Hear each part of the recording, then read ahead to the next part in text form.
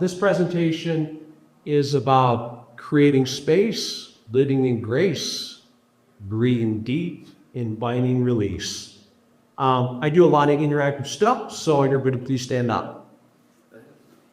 I want you to go over to someone you don't know and introduce yourself as a genius and give them an incredible compliment. Let's mix. Brittany. Hi.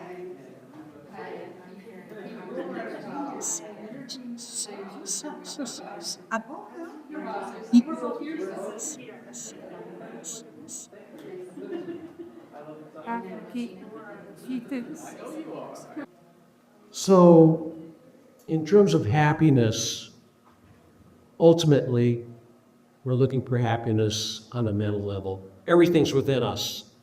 But we spend most of our lives not for happiness, but to feel good by doing what? This is a workshop too, by the way. This is a seminar. Can I use the second mic, Michael? Bonjour with Gene. Check, check, check. Okay, so we spend most of our lives trying to feel good by doing what, as opposed to finding happiness within. This is a seminar workshop. Anything you say is blind? Escaping. And would you help me with the Oprah, pass the thing around? Okay, go ahead. We look for escape.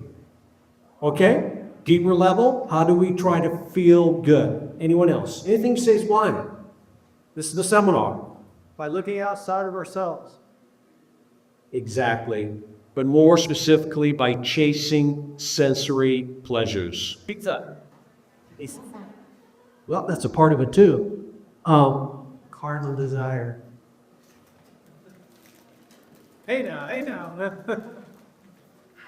We are continually chasing sensory pleasures. They're outside of us, they're short, they're fleeting, and they never last. That's what makes Las Vegas run. That's what makes capitalism run. Looking outside of us for what's within us by making more money, getting a new car, buying fancy clothing. How many of you have a friend or friends that are always trying to be happy by buying stuff? Raise your hand. Okay. But it never works. And that's what drives capitalism in our culture. So ultimately, we're looking for happiness on a mental level. And that's why I began. You created happiness by getting up, going to talk with someone, telling them about your innate genius and giving them a compliment. That was created within you. It was nothing external.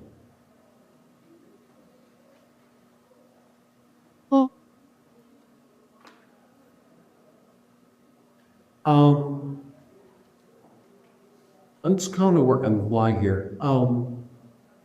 I need 2 volunteers to come up here right now.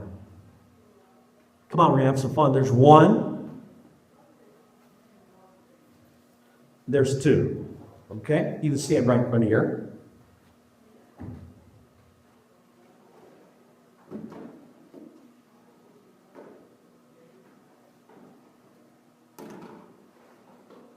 Stay right there. No one's going to be hurt. I'm just a normal birthday.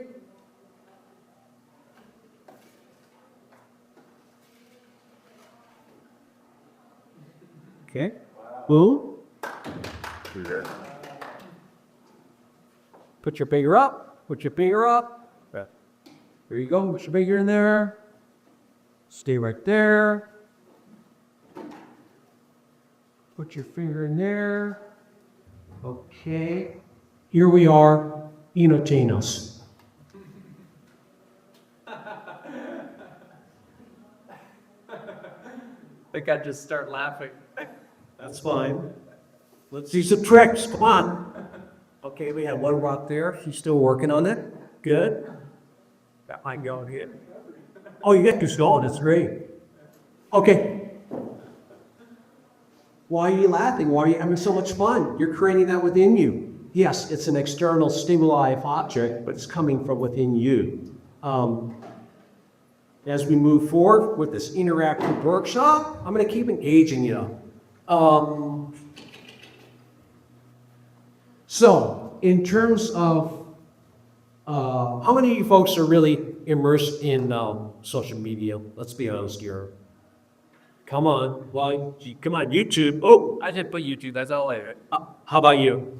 I use the Matrix social media to connect to those that are not yet awake. Okay, the Matrix. Everyone else? Never used it. Carla, No, really not. you're not living on Facebook? No. Okay. How many people do, oh, okay, we're gonna really get this going here. I'm gonna ask a couple questions. I'm gonna ask you, please stand up. The statement I share is true for you, to know zero feelings silently and the other people around. Please stand up if you do not have a smartphone. Ooh. Wow, why can you not have a smartphone? Kind of sensitive to do this, and again, I don't. I actually bought one. I just cut your dots. Okay, do you use a flip phone? I have a phone in my house when I go on vacation, but I make sure the battery I don't use it. Excellent, amazing, she has a landline. I don't have a smartphone. One of the things is, Yeah, speaking might of as well, I discovered that people who had smartphones were always looking at them. Like I can know everything every second, It did this recently, a computer that also makes phone calls. yes. And, you're walking around with a handheld computer, which is ridiculous. Why do you don't get our constant? Right. Thank you. Chuck, what was your name? Here. Carrie. Wow. So there's two of us without smartphones in North America. I have a flip phone. I don't have it on me. I don't know where it is. I don't care. So I have a laptop and I do a little bit of social media in the morning and night. Not that much, like an hour or two, but during the day, I have my sovereignty. I'm free. I'm not being controlled. I'm not being manipulated. I don't have an attention man fire on me. Now, I know I'm a little bit eccentric, but it is so free and so liberating to create that space of living grace. Every summer I travel, and sometimes I'm out of line for 2 or 3 days. It's incredible. I miss out on a few things, but not too much. Want to talk a little bit about that in terms of social media and our smartphones being attention vampires. So when smartphones first came out, what was the protocol in terms of health and you using them? Does anybody know that? Hidden information. You get a booklet with all the fine writing on there. The protocol was keep your smartphone 6 feet away from your body. That came from the industry, okay, Nokia. But that quickly got squashed because of all the money with Verizon in the cell phone industry. Nokia actually had a patent on a device to shield you from EMS. But they quickly brought that down too, as they realized, that's not very good marketing to say you're using a device that can actually be harming you. Keep 6 feet away from your body, and we created a shield so you do not get DMFs. Okay? This has all been taken away and disappeared. Poof. From the lobbyists, from the telecommunications industry. Okay? So we're coming back to happiness on the mental level, and talk briefly about, it's very interesting, none of my slides come up, that's okay. I roll for changes. So there's 3 key distinctions with social media and our smartphones, okay? The first one is it's all psychology, it's head psych. There's the psychology of loss aversion. Loss aversion is, I'm gonna miss out on something really important, and that's part of how they get you hooked. Worst case scenario, a nuclear bomb just went off above us, and I didn't know that, and we're all gonna die. Second part of the critical constellation trio, we got loss aversion. You're gonna love this one, Michael Bell from Las Vegas. Intimate rewards. If we always got rewarded for everything in life actually wouldn't be that great. If everything was beautiful, we had plenty of money, we had the perfect relationship, it would be kind of mundane. But individual rewards where we occasionally get a reward, we get a like, we get a yes, we get a follow on our social media is what keeps us on the treadmill. But your smartphones or me at home I'm the only one in America on Instagram about smartphone. It's really hard to do, by the way. Intermittent rewards are the most addictive and the most difficult to stop. And in terms of slot machines, you know how you keep scrolling forever on your social media?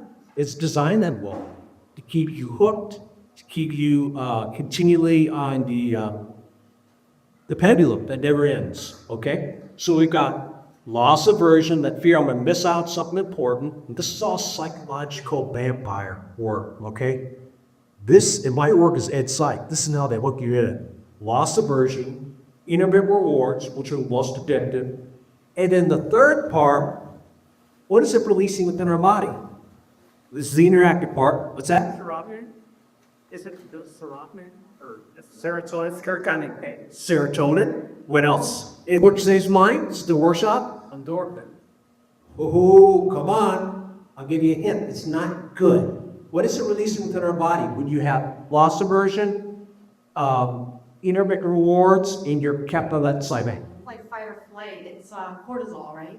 Cortisol. Thank you.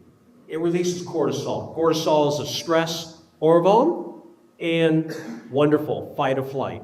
Okay? So I'm not going to tell you what to do with your lives, but in terms of understanding that, would anybody make a shift right now in their life by understanding what's happening with the psychological coercion that's happening in terms of not only your smartphones, but also social media and even, it's a laptop in the morning and then at night, okay? Loss aversion, miss out on something important, hooks you in, intermittent rewards. I got like it. Somebody followed me. Somebody just commented on your video, Michael, from Maine. And then release some cortisol, okay? So I kind of, I'm an eccentric, esoteric. I had a smartphone for one day and I got rid of it. I didn't know how to work it. It was like, it was a lesson, though it was a blessing. I didn't want to get caught into the matrix. But turn off your phone, turn on your light. Okay? So, a little bit on the, that's the title of my workshop. It's been Liberation from Surveillance Capitalism. Oh, somebody helped me with that. So, we got a really bright group here. And Michael. Yeah. Trying to change the picture? No, I'm good. I can get it. All right. Oh, Michael, come on up. I want to ask you one question. So Michael does have a smartphone, but I talked to him the other day. He's coming up with VOCs. He's like, I got well to see if I have any emails. You're not getting your emails in your smartphone? What do you do with your smartphone, dude? I talk to people.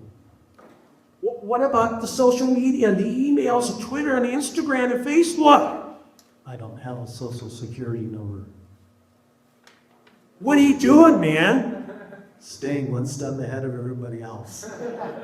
I do want to ask you a question, though. In terms of the smartphone, you have an older school one for a specific reason. Yeah, I have an iPhone 7. I was an Apple developer for 20 years until last year. When I have an iPhone 7 running iOS 12. There's a reason for that. What is the reason? Anything newer than that is tracking you and using your information in ways that you cannot believe. This one doesn't, at least not much. And I never have locations turned on. I don't have Siri turned on. This is a telephone that I can get texts on. And I don't download apps to it. There's no Twitter app on here. If I have to go see a Twitter thing, just my friend told me about it, go to the web, go through Twitter on the web, and do it that way. Okay, one more question. But you're on the grind. You got a business where 8 to 10 people could be contacting you for a preeminent UFO tour, but you don't have your email on your phone. Boy, isn't that poor business protocol? Number one, I don't have a business. Okay, I'm a human being. sorry, he's a contractor. You got me, okay. And secondly, I live in Sedona, which means As long as I'm anywhere in Sedona, I'm within 3 minutes of being home. So I check the email 2-3 times a day, take care of all the 3,000 emails that I get every day. Spend a lot of time in the morning clearing them out. And then, of course, the ones that have the word peep in the subject line, those are from my geeks, and I answer them immediately. Everybody else pretty much gets ignored. Yeah, you answer real. Oh, so I've been working with him for a couple of years. I have to put peeps. No wonder he doesn't reply to me. Oh my God. I'm serious though. I'm gonna use that, man. I didn't know that.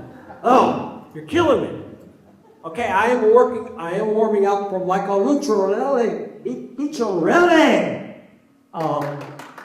Who's going to be rocking out here in a moment. So let's talk a little bit more about buttstroke brains and how we can achieve more happiness.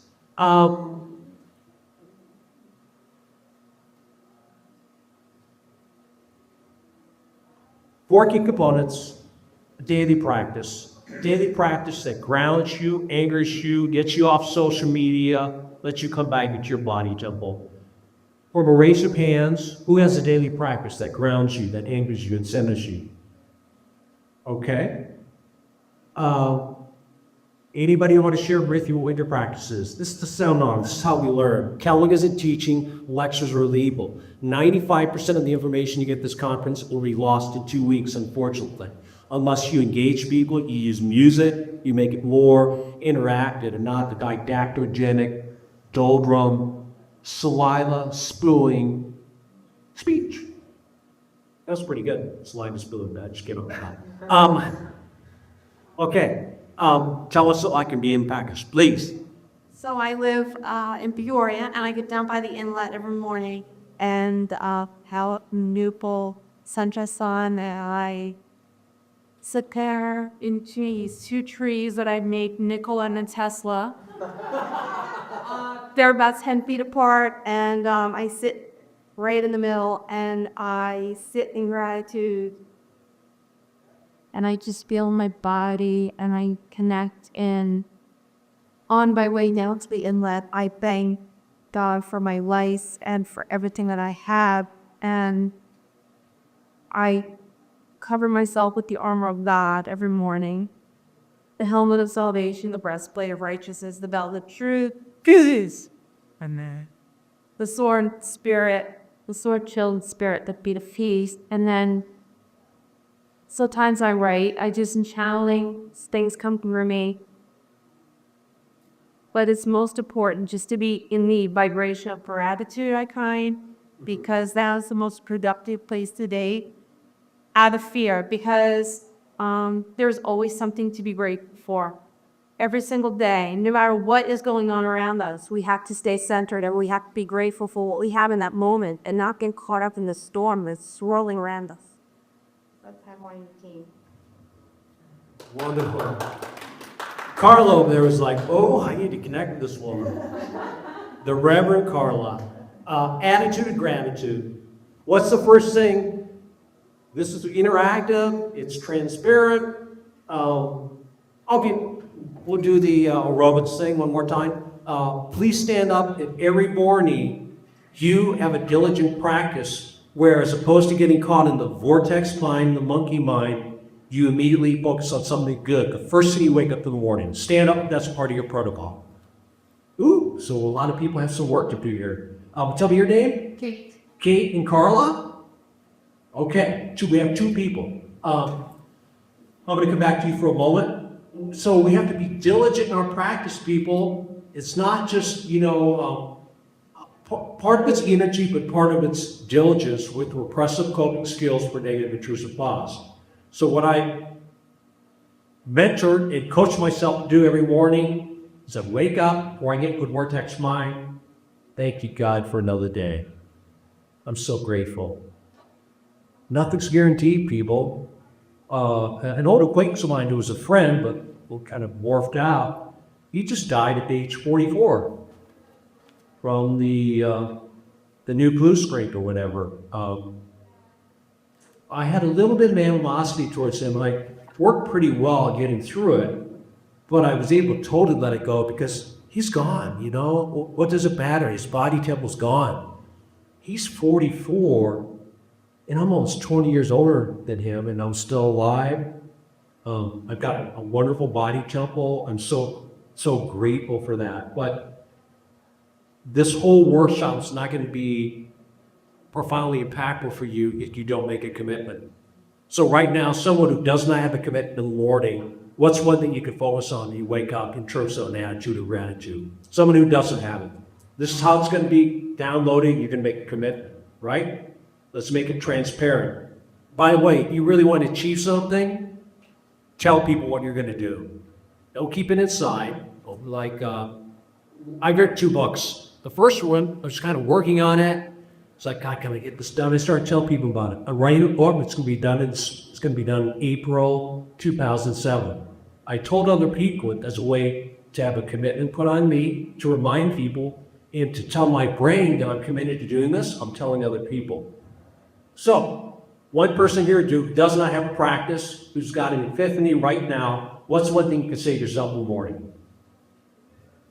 Come on, folks, this is how we change lives. And I'm not like, you gotta talk. I have a routine, but I got to stay back to the at the iron explanation everyone said. I mean, I go all out and I just start saying, I am courageous, I am brave, I am strong, I am a child of God, I am a bright light, I am the truth, I am love, I can, I choose, I prefer.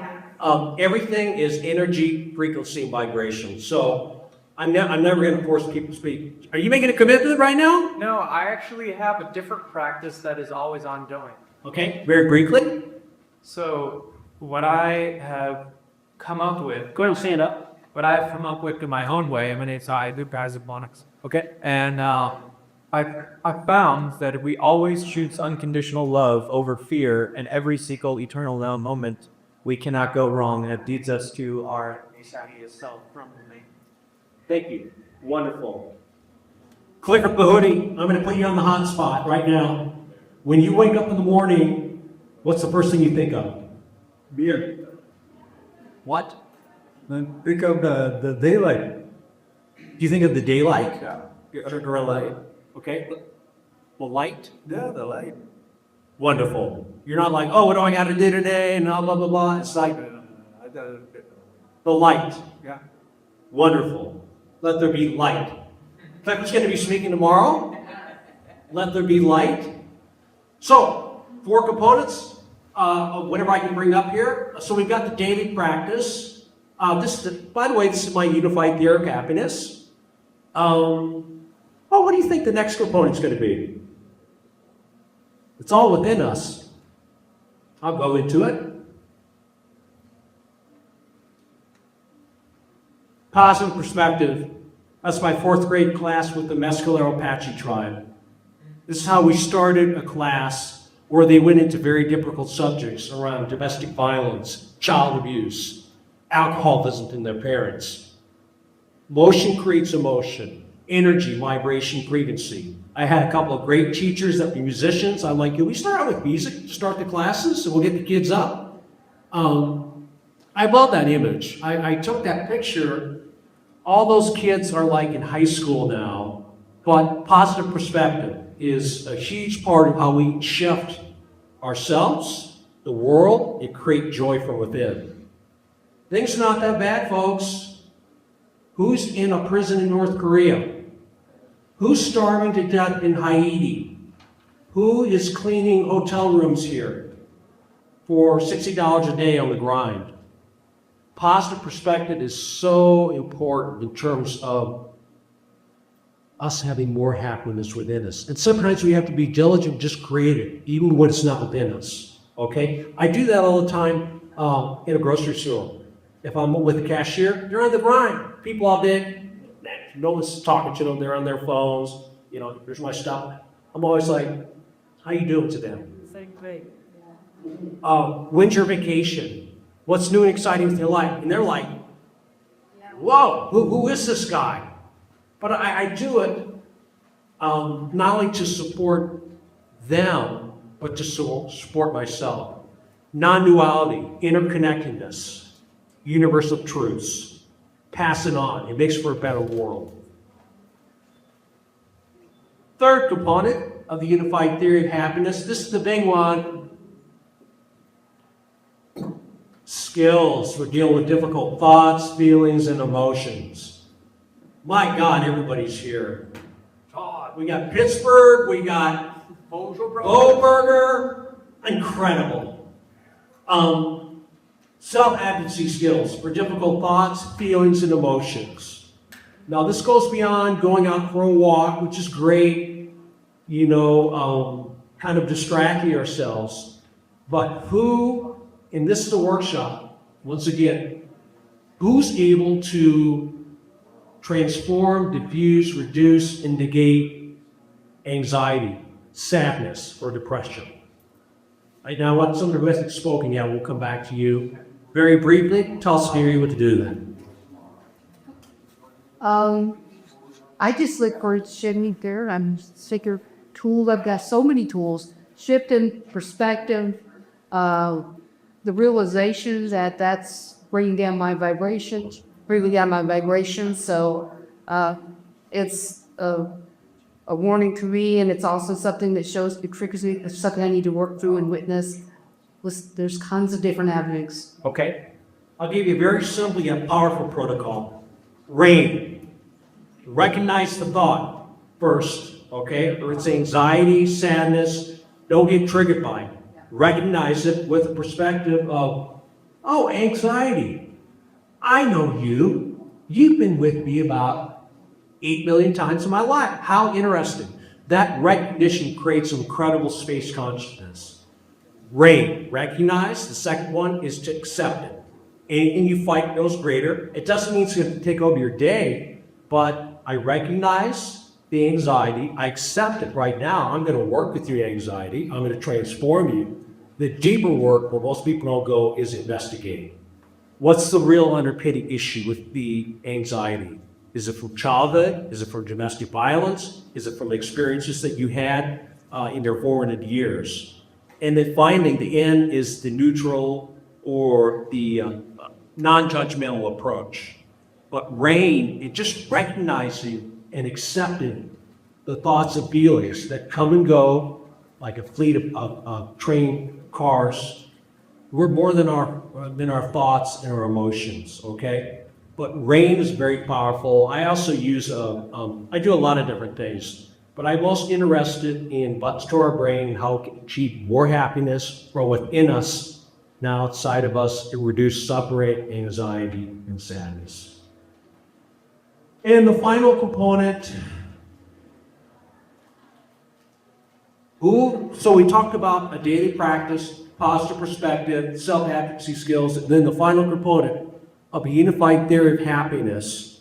Anybody have any guess to what that might be? Unconditional love. That's good. I like it. I like it.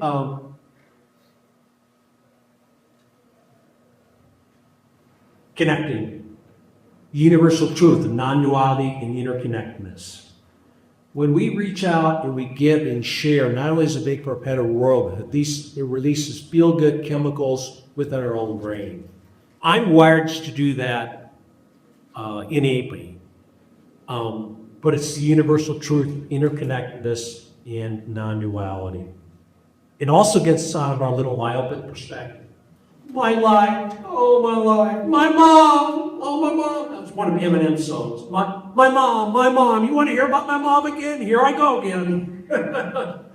But it gets us out of our myopic perspective and opens us up to everything that's possible in this conference, in this gathering, in Sedona, in being in one of those amazing places in the world right here, right now. Okay? Michael, was that were you giving me a time flash there earlier? Okay.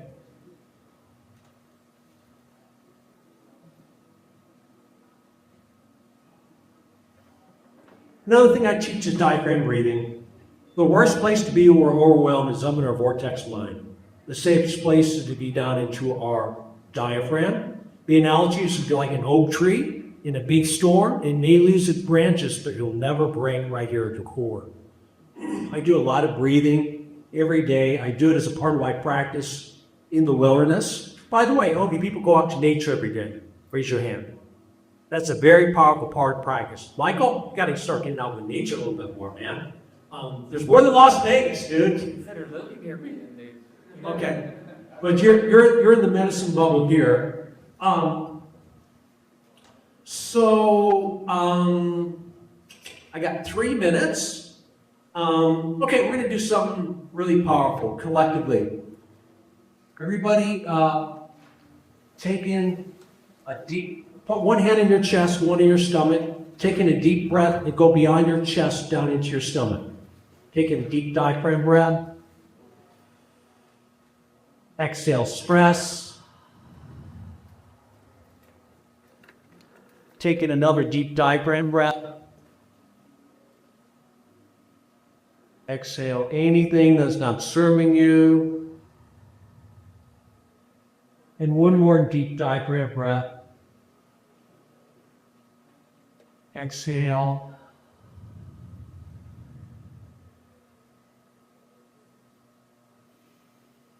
Okay. From your heart, I want everybody to send unconditional love to someone that's very important to you, that you're connected to now or you were in the past. From your heart, send that energy out to them. To someone who makes you feel unconditionally loved.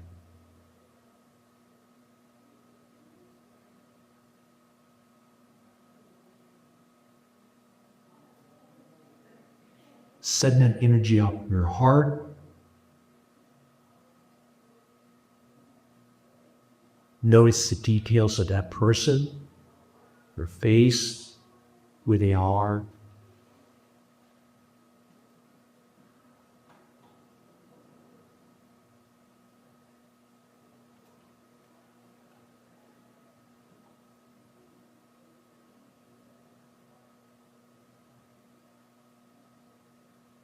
Increase the intensity of that beam of light that's connected you with this person that loves you unconditionally. It could be someone on Earth or someone in another realm.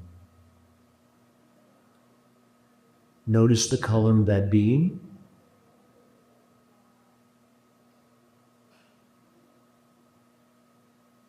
Feel that interconnectedness.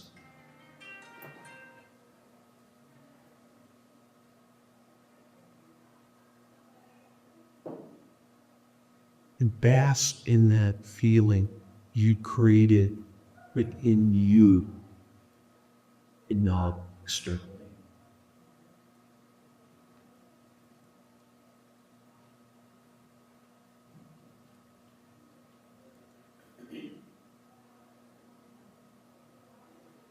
Okay. Come back to presence right here. As we wrap up this workshop, we'll just kind of come minutes, otherwise it's spending my time is. So wonderful, powerful practice. We've done it collectively. We created a wonderful shift of energy there in the room. Final exercise. I've got some wonderful magic light cards. They've been really supernatural here. Ready, close your eyes, set an intention on what would be a wonderful reminder today. That's something we need to know. Everything's already within you. Set an intention. What's the wonderful guide, reminder for the mistake? It's already within you. You just need a little nudge. Okay? I'm gonna go around once and pick a card and may serve you well as we wrap this workshop.